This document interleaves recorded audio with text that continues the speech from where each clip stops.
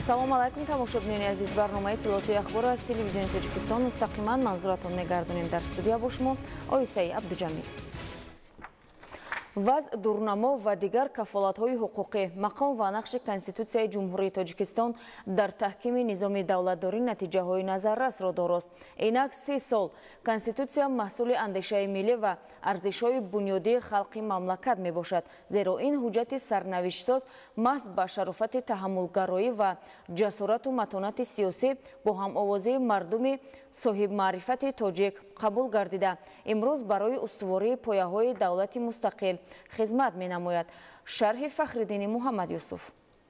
таърихи ташаккул ва марҳилаҳои тай шуда Конститутсияи Ҷумҳурии Тоҷикистон ки бахномаи миллат пазируфта шудааст, бо давраҳои муайяни таърихӣ имрӯз кафолати зиндагии шоиставу бо ифтихори давлатдорист. Конститутсияи Тоҷикистони соҳиби истиқлол ҳамчун ҳуҷҷати сарнавиштсоз ва бахномаи миллат дар роҳи эъмори давлатдории навини тоҷикон, пайвастани он бо ҷомеаи ҷаҳонӣ ва ҳифзи манфиатҳои милливу давлатӣ, таъмини сулҳу собот ва ҳуқуқу озодиҳои инсон нақши барҷастаи таърихӣ дорад. дар тӯли 30 соли қабули Конститутсияи Ҷумҳурии Тоҷикистон албатта мо ба як низоми нави қонунгузорӣ, ба як низоми нави давлатдорӣ роҳ овардем. имрӯз Конститутсия ҳамчун санади мукаммали ҳуқуқӣ муносибатҳои муҳимтарини давлатӣ ва ҷамъиятиро ба таври васеъ ва фарох танзим менамояд. Конститутсия ҳуҷҷатест ки ҳамчун сарчашмаи ташаккули низоми нави қонунгузорӣ иштироки озодонаву васеъи шаҳрвандонро дар ҳаёти сиёсиву иҷтимоии мамлакат ва идораи давлат таъмин намуда барои ояндаи дурахшон замина фароҳам меорад. Ба ифтихори 30-умин солгарди қабули Конститутсияи Ҷумҳурии Тоҷикистон соли 2024 соли маърифати ҳуқуқӣ эълон гардидааст ки дар боз ҳам таҳкиму тарғиби арзишҳои миллӣ ва донишҳои ҳуқуқии шаҳрвандон нақши муассир бозид. Ин санади муҳим бахнома ва шоҳсутуни давлат маҳсуб ёфта. қабулу амали он барои ҳар як шаҳрванд падидаи таърихиву тақдирсоз аст, зеро мардуми тоҷик бо майлу иродаи худ бо роҳи райпурсии умумии халқӣ имконоти ҳуқуқии қабули бевосита санади волои миллии худро амалӣ сохта. Бо шарофати он дар заминаи сиёсати хиратмандонаи пешвои миллат президенти Ҷумҳурии Тоҷикистон муҳтарам Эмомалӣ Раҳмон пойдевори давлати демократӣ, ҳуқуқбунёд ва дунявии тоҷиконро таҳким бахшид. Конститутсия барои давлат ҳамчун қонуни асосӣ хизмат карда аз дигар қонунҳо бо хусусиятҳои хос фарқ мекунад.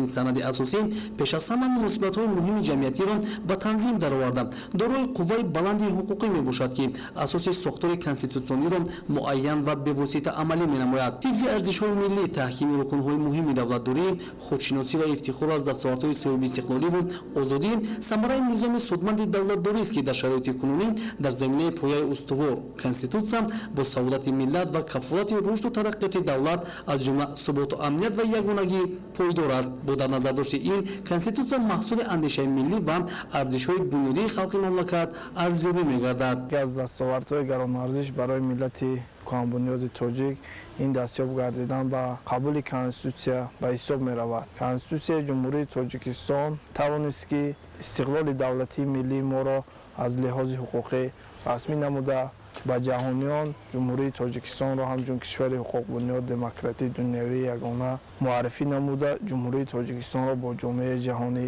пайваст намуд. Конститутсияи Ҷумҳурии Тоҷикистон дар худ беҳтарин арзишҳои волои ҳуқуқи инсонро ҷойгир намудааст ва дар Ҷумҳурии Тоҷикистон инсон ҳуқуқ ва озодиҳои ӯ арзиши олӣ эътироф карда шуданд. Мо тавонистем бо амали меъёрҳои Конститутсия дар давоми 3 сола ба як қатор дастовардҳои назаррас ноил гардидем. соли маърифати ҳуқуқӣ метавонад барои таҳким бахшидан ба волояти Конститутсияи Ҷумҳурии Тоҷикистон ва қонунгузории соҳавӣ мусоидат намуда бошад. барои гузариш ба марҳилаи нави рушди ҷомеаи кишвар ба сӯи бунёди давлати ҳуқуқбунёди иҷтимоӣ ва ҷомеаи озоди шаҳрвандӣ Конститутсияи Ҷумҳурии Тоҷикистон нақши муҳим ва муассир гузошт. дар заминаи меъёрҳои муқарраргардидаи бобу моддаҳои Конститутсияи Ҷумҳурии Тоҷикистон соҳаҳои мухталифи мамлакат тадриҷан рушд карда барои сокинон шароити зиндагии шоиставу арзанда фароҳам омад. Тоҷикистон шуд субъекти мустақил ва баробарҳуқуқи низоми навини давлатдорӣ ба мақому манзалати шаҳрванд ҳуқуқу озодиҳои инсон арҷ гузоштанд, таъмини зиндагии арзанда ва босаодатро барои ҳар фарди кишвар бо асноди ҳуқуқиву меъёрӣ кафолат медиҳад. Ин аст ки бо такя ба ин бахтнома ва пояи устувори давлатдорӣ инкишофи бемайлони иқтисодиву иҷтимоӣ таъмин шудан, дар заминаи якдидиву якпорчагии ватани азиз сокинон дар фазои сулҳу оромӣ умр ба сар мебаранд. Ин ҳама аз бузургтарин ҷашни миллӣ истиқлолият маншаъ гирифта дастовардҳо аз ҷумла низоми устувори давлатдорӣ ва пояҳои он арзиши олӣ дониста мешавад. Фахриддин Муҳаммад Юсуф, Ахбор. дар маркази байналмилалии намоишгоҳи шаҳри Душанбе дар доираи намоишгоҳи байналмилалии универсалии Тоҷикистон 2024 зиёда аз 100 ширкату корхонаҳои ватанӣ ва хориҷӣ аз 10 давлати дунё молу маҳсулоти худро ба намоиш фурӯш гузоштанд. Дилшод Ҳакимзода гузориш медиҳад.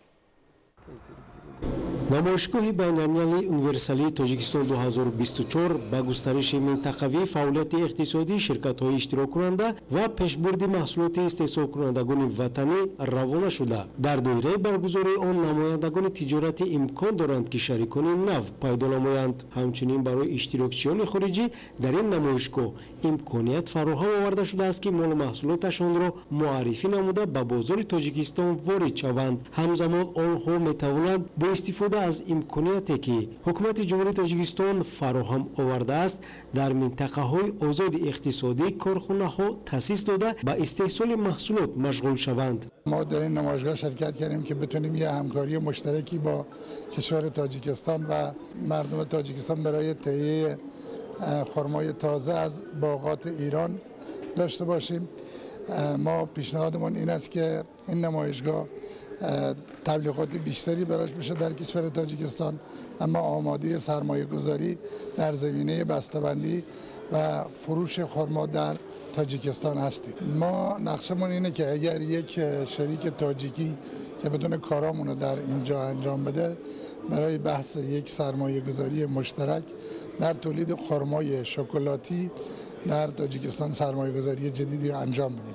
дар намоишгоҳи байналмилалии универсалии Тоҷикистон 2024 беш аз 100 ташкилот молу маҳсулот ва хизматрасониҳои худро ки дар бозори истеъмолӣ рақобатпазир мебошанд пешниҳоди мардум намуданд. аз ҷумла молу маҳсулоти ниёзи аввалия, маҳсулоти гӯшти, маҳсулоти шири, қанодӣ, донагӣ, афшураю шарбатҳои табиӣ, обҳои ташнашикан, ҳамчунин маводи шустушӯиву ороишӣ, атрҳои дар корхонаҳои ватанӣ истеҳсол шуда, доруворӣ, техникаҳои гуногуни ҳозиразамон манзури харидорон карда шудааст.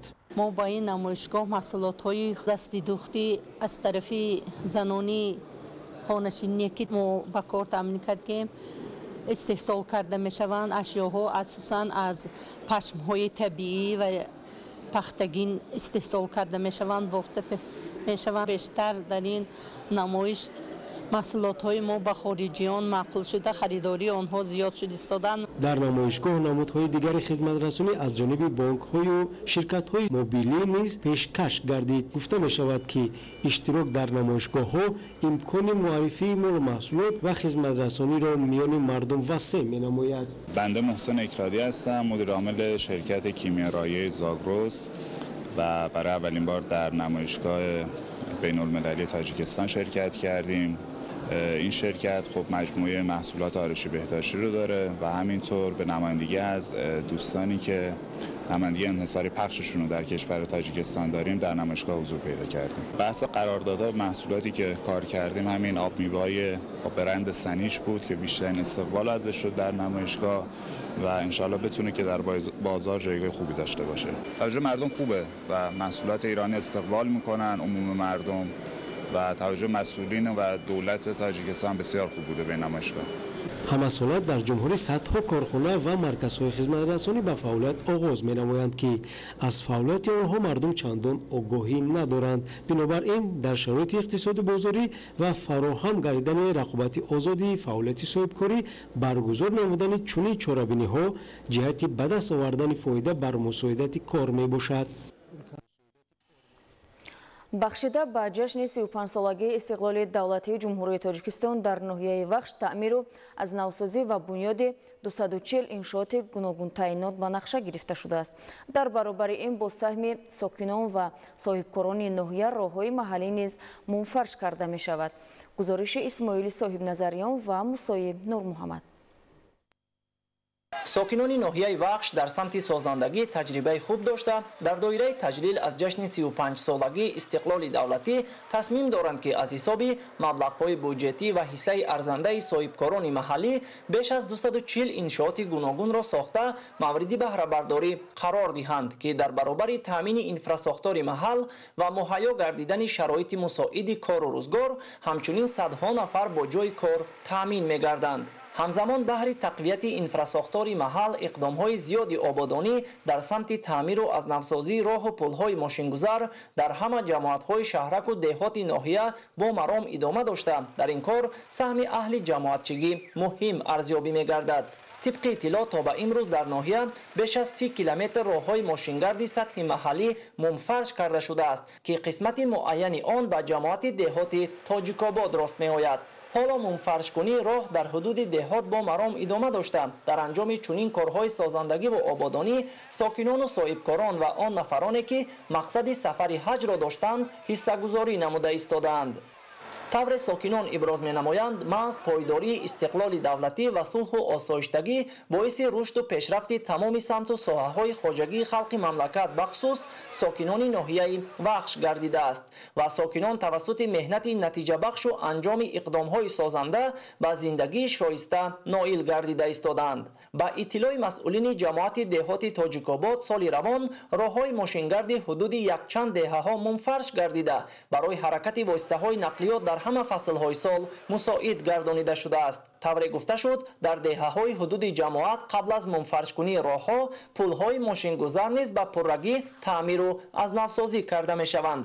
дар ин баробар бо ташаббуси масъулини ҷамоати деҳоти Тоҷикобод дар ҳамкорӣ бо сокинони маҳал дар доираи амалигардии барномаи давлатии маҷмӯии рушди тарбия ва маърифати экологии аҳолӣ дар ҷумҳурии Тоҷикистон дар ҳудуди деҳаҳо партовгоҳҳо ташкил карда шудааст. бо ҳамин гуна рӯҳияи созанда сокинони деҳоти Тоҷикободи ноҳияи Вахш мақсад доранд ки дар заминаи сиёсати бунёдкоронаи ҳукумати мамлакат ҷиҳати боз ҳам беҳтару ба талаботи замон ҷавобгӯ гардонидани шароити кору рӯзгори худ минбаъд низ ҳамин гуна иқдомҳои марбут ба рушди маҳалро анҷом диҳанд. Исмоил Соҳибназарён, Мусои Нурмуҳаммад, ноҳияи Вахш, Ахбор. имсол дар доираи корҳои созандагӣ 45 километр роҳҳои ҳудуди шаҳри Истарафшан таъмиру навсозӣ гардид. дар раванди корҳои ободонӣ саҳми соҳибкорони маҳаллӣ назаррас арзёбӣ мешавад. идомаи мавзӯъ дар гузориши Мазбут Бобозода ва Умар Юсуфов. در نقشه چهاربینی از جانب مقامات اجرایی حاکمیت دولتی شهر استرافشان به استقبال جشن مبارک و مکرم 35 سالگی استقلالیت دولتی جمهوری تاجیکستان ترتیب داده بنیاد نوسازی 990 انشاءات سطحی گوناگون به مانند کارخانه و کارگاه‌های صنعتی، بیمارخانه و مرکزهای سلامتی و بنگاه‌های سالمگردانی، مؤسسه‌های تحصیلات میانه عمومی، گیمنازی‌ها برای خوانندگان لیاقتمند، انفراستراکچور خدمت‌رسانی معیشی، سودا و نقلیات، فرهنگ و ورزش، استراحتگاه‌ها و یادگاری‌های تاریخی معماری و حفریاتی با آب خوش‌صفت نوشاکی تامین نمودن اهالی شهر و دهات توسط کافته مورد بهره برداری قرار دادن چاه‌های نو عمودی مطرح گردیده. در این برابر منفرش آبادانی راه‌های کلان نقلیاتگرد اهمیت بین‌المللی جمهوری و محلی داشته، چراغانسازی و گلکاری و نهالشنانی دو کنار راه‌های کلان نقشه‌بندی کرده شده است. شادی‌آور است که تا امروز از 990 بند نقشه چهاربینی جشنی 553 عدد سربلندانه به اجرا رسانیده صدها نفر با جای کار دائمی تامین گردیدند. در نقشه چهاربینی جشنی تا سال 2026 کنفرش و منفرش‌کنی و آبادانی و چراغانسازی نزدیک 130 کیلومتر راههای کلان نقلیاتگرد در مد نظر قرار دارد. نظر به معلومات گروه کاری شهری عاید به استقبال ارزنده از جشن 35 سالگی استقلالیت دولتی تنها دوام 9 ماه و 20 روز سال 2024 با خرج مبلغ‌های حکومت جمهوری تاجیکستان سهم صاحبکاران وطندوست و اهالی سخاوت پیشه 45 کیلومتر راهها منفرش با صورت گردانده شده است. در این دستاورد مقامات اجرایی حکومت دولتی شهر استرافشان، صاحبکاران و اهالی سخاوت پیشه کمیته‌های محلی دلشاد برنا به نام اسماعیل سامانی، به نام عبدالخجل لطفی، جماعت‌های دهات چهارباغ، زرحلاب، گل سرخ و نجامی سهم مناسب دارند. با دستگیری حکومت جمهوری تاجیکستان، وزارت نقلیات جمهوری تاجیکستان و مقامات اجرایی حاکمیت دولتی شهر استرافشان کارهای منفعل‌کنی در شهر استرافشان در جشن 35 سالگی استقلال دولتی جمهوری تاجیکستان منتظم ادامه داده شده ایستاده است. زیاده از 1 کیلومتر راه منفعل کرده شده ایستاده است. در شهر استرافشان 10 جماعت شهر استرافشان، 22 کمیته محله خانه شهر استرافشان و صاحبکاران و اهالی که در شهر استرافشان زندگانی دارند، راههای شهر، کوچه، محله خانه را راههای اهمیت بین المللی جمهوری داشته و محلی داشته منتظم کارهای منفعل‌کنی ادامه داده شده ایستاده است. در مجموع دوام 9 ماه سال جاری تا این دم 45 کیلومتر راه پورا منفعل کرده شده است. کارهای آبادانی سازندگی و از جمله منفعل‌کنی راههای کلان نقل‌آورد اهمیت بین المللی جمهوری محلی داشته امروز نیز با استفاده از روزهای مساعد فصل تیر ماه در شهر استرافشان ادامه دارد. فعلا با مبلغ‌گذاری مقامات اجرایی حاکمیت دولتی شهر استرافشان، سهم صاحبکاران بانک ناموس و اهالی سخاوتپیشه با درازی 1 کیلومتر و پهنایی 12 متر راه اهمیت جمهوری داشته استرافشان جمهوری ازبکستان از موضع مؤسسه دولتی حفظ مادر و کودک فرزند وطن تا کارگاه جمعیت دارای مسئولیت محدود سینا مدیکال منفعل گردانده شد. در بابت سری وقت و خودصفت به انجام رساندن منفعل‌کنی راه اهمیت جمهوری داشته، راهسازان و اسطاها، نقلیات و تکنیک‌های گران‌وزن و منفعل‌کننده و پخش‌سازنده جمعیت دارای مسئولیت محدود راه وحدت نوعی به نام بابا جان غفارov سهم بارز همراه نمودند. مزبوط بابازاده، عمر جان یوسفov، شهر استرافشان، اخبار. در دایره کارهای آبادانی بخشیده به جشن 35 سالگی استقلال دولتی در ناحیه نورآباد در برابر دیگر انشاءات جشنی کاخ فرهنگ با 500 جای نشست بنیاد گردیده ایستاده است. معلومات بیشتر در گزارش دیگولی محمود.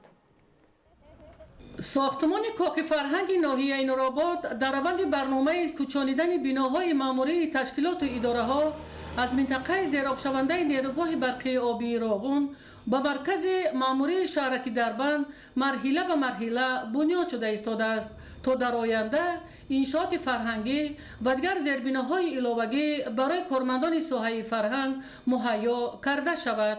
کارهای ساختمانی در بنای قصر فرهنگ از سال 2009 آغاز گردیده همه ساله از حساب وزارت فرهنگ جمهوری مبلغ ضروری جدا می گردد تا بناکاران کارخانه استحصالی پولاد وابسته به آن کارهای ساختمانی را انجام دهند. از روی لایحه ساختمان بنای کاخ فرهنگ شهرک دربند در مساحت 6200 متر مربع برای 500 جای نشست و دیگر زیربناهای علاوگی بنیاد شده ایستاده است. بنای اساسی کاخ فرهنگ از 3 آشیانه کشاد و بر هوا عبارت بوده. داخل بنا از 87 کابینت و حجره‌های کاری از جمله تالار تماشابین، صحنه، آثارخانه، پونکت طبی، کابینت‌های کاری، کتابخانه، تالار خوانش، مهمانخانه، صنف انکشاف استعداد کودکان، آشخانه و دیگر زیربناهای علاوگی عبارت می باشد. با انجام کارهای ساختمانی برای کارمندان ساحه فرهنگ در بنای نو تمام شرایط‌های کاری مهیا می گردد تا هنرمندان در تشویق و ترغیب صنعت ملی و برگزاری چاره‌بینی‌های فرهنگی سهم ارزنده خود را گذارند. سال جاری با مقصد سرعت بخشیدن کارهای ساختمانی از حساب وزارت فرهنگ جمهوری مبلغ ضروری جدا گردیده با استفاده آن ساختمانچیان کارهای پیشبینی شده را انجام داده ایستادند. از آغاز ساختمان کاخ با حشمت فرهنگ ناحیه نورآباد رسا 15 سال سپری شده ایستاده است. اکنون برای اجرای کارهای باقی مانده از قبیل رنگ‌وبارکنی داخل بنا، کارهای آبادانی گرد و اطراف انشاءات و تجهیزات تالار و حجره‌های کاری وزارت فرهنگ را ضرور است که 10 میلیون سومانی دیگر صرف نماید تا بنای فرهنگ با تمام انفراساختار پیشبینی شده در قطار دیگر انشاءات ناحیه نورآباد به استقبال جشن 35 سالگی استقلال دولتی جمهوری تاجیکستان پورا به استفاده داده شود. ایدیگولی محمود، دادرجان میرزازاده برای برنامه اخبار از ناحیه نورآباد. تماشاگران عزیز، در همینجا برنامه اطلاعاتی اخبار به انجام میرسد. خیر، سلامت باشید.